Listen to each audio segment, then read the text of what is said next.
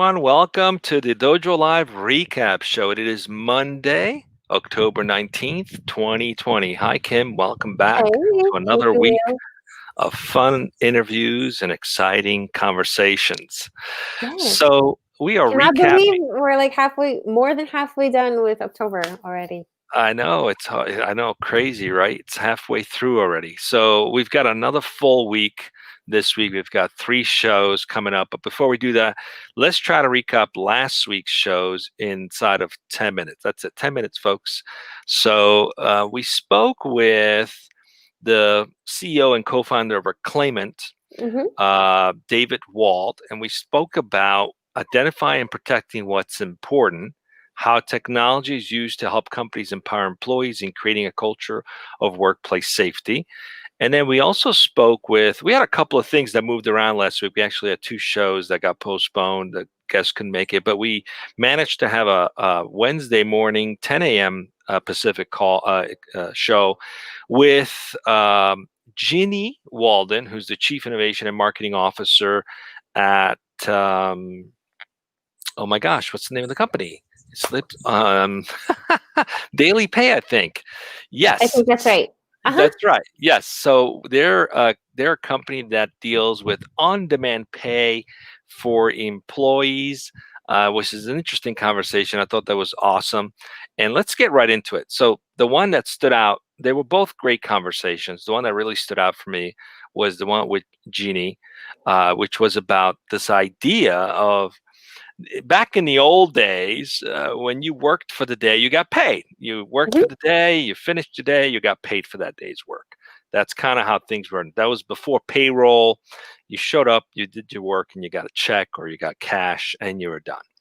Today, employers have various payroll schemes. Some pay weekly, some biweekly, some monthly, and that doesn't always necessarily align with the needs of Hmm. the Hmm. employees, right? So sometimes someone might have certain bills coming up at the end of the month right before paycheck, and they're scrambling to cover them, and they have to wait for the paycheck to come before they can make it, or they have to transfer money from savings. Not everyone's got money to transfer from saving. Unfortunately, a great deal of people live check to check.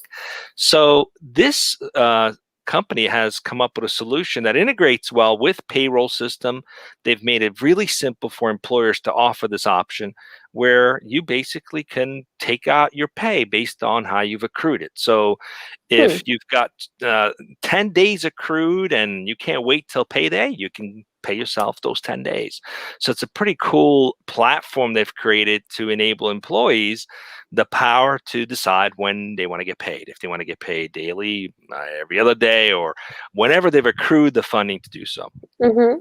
And they've also done it for expenses because quite often you have expenses you're accruing, and by the time you get the reimbursement, sometimes you've already paid it off. So you can accrue the expenses and take that money earlier, so that you can also cover your expenses. So find way to empower employees to be in control of their funding.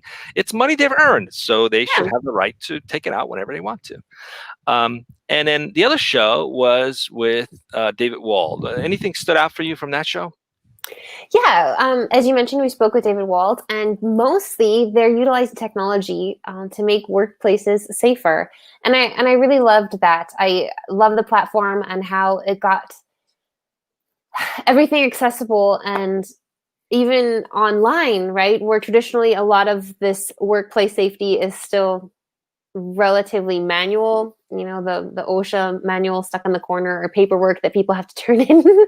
And now they're finding a way to incorporate all of that all across the company, from the people who, like, let's say, I think we use the example of delivery truck drivers, right? The actual on the ground individuals, all the way up to those who are in charge of their safety. And I think what I enjoyed most about the technology that they're using is this shift in how we're all actually now able to be involved in our workplace safety and be more proactive. So that if I, for example, saw something of like, gosh, there's a leak in the bathroom and I've slipped on this puddle several times or whatever it might be, I'm able to kind of report these things, which actually helps make things um, proactive rather than reactive. And I thought that was just really smart, their approach. And it sounds like both of these companies really work in alignment with what we try to do here at Ancora, Mexico, and the idea of being self-managed and allowing people to have more freedom to take things into their own hands. And effectively, that works out for everyone in a much nicer way.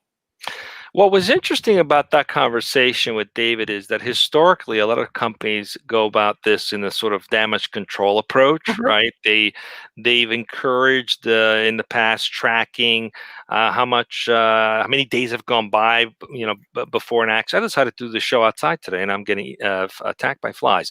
But I anyway, haven't noticed them. It's okay. So historically, you're tracking how many days have gone by Mhm. between the last accident, right?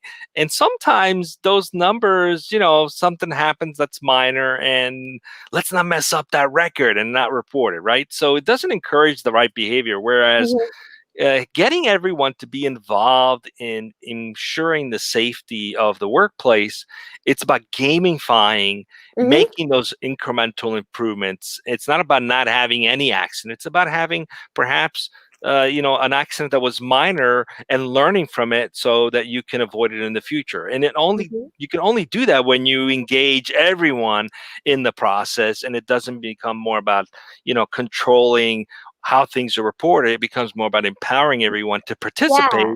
in And their the own safety. empowerment and taking away the fear of, "Ooh, I don't wanna be the one who ruined the record," right? So creating a culture of transparency, which is better for everyone, right? Making that safer environment for everyone. Yeah, unfortunately, sometimes the metrics we create encourage the wrong behavior. So Mhm. it's when you change all that and you make it about people having a choice, and that's really what these two guests were about: giving people a choice, giving employees the ability to participate both in the safety of the company and, in the case of daily pay, giving people the empowerment to choose when they get their paycheck.